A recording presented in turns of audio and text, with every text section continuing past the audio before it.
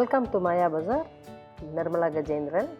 இன்றைக்கு நாம் பார்க்கும் ரெசிபி ராகி இடியாப்பம். 1 கப்பு ராகி மாவு எடுத்துருக்கேன். இதை கடாயில் போட்டு வறுத்துக்கலாம். சூடாகிற வரைக்கும் வறுக்கணும். மீடியம் ஃப்ளேமில் 5 மினிட்ஸ் வறுத்தேன். சூடாயிருச்சு. ஆஃப் பண்ணிடலாம். தண்ணி நல்லா பாயில் ஆயிடுச்சு. கொதி நிலை வரணும். 2 டீஸ்பூன் நெய் விட்டுருக்கேன். 2 பிஞ்ச் உப்பு போட்டிருக்கேன். கலக்கி விட்டுக்குவோம். நல்லா பாயிலான தண்ணியை இதில் ஊற்றலாம்.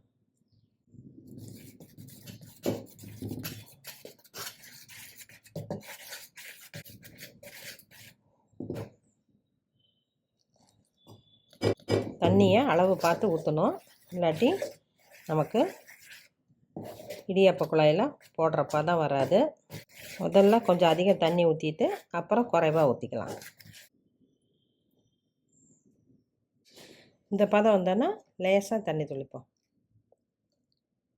நல்லா பிசைஞ்சு விட்டுக்குவோம்.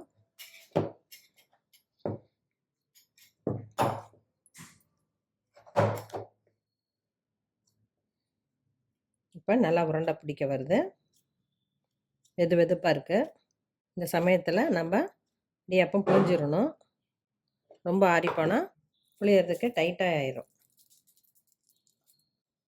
இதே போல் எல்லாத்தையும் புழிஞ்சிடலாம். இட்லி பானையில் தண்ணி வச்சுருக்கேன். அதில் தட்டத்தை வச்சுருவோம். 10 நிமிஷம் வெந்துருச்சு. அரிசி மாவு இடியாப்பம் மட்டும் சீக்கிரம் வேகாது. 10 நிமிஷம் விட்டுறணும். நல்லா வெந்துருச்சு. ஸ்டவ் ஆஃப் பண்ணிடலாம். இதில் தேங்காய் துருவல் போட்டு வெள்ளை சர்க்கரையோ நாட்டு சர்க்கரையோ போட்டு கொடுக்கலாம். நெய் விட்டு கொடுக்கலாம். ராகி இடியாப்பம் ரெடி ஆயிடுச்சு. இனிப்புங்கிறதுனால குழந்தைங்க விரும்பி சாப்பிடுவாங்க. உருக்கின நெய், கருப்பட்டி, வெல்லம் போட்டு சூடாக கொடுக்கலாம். பெரியவங்களுக்கும் ராகி கூழ் தோசை சாப்பிட்டவங்களுக்கு இது வித்தியாசமாக இருக்கும்.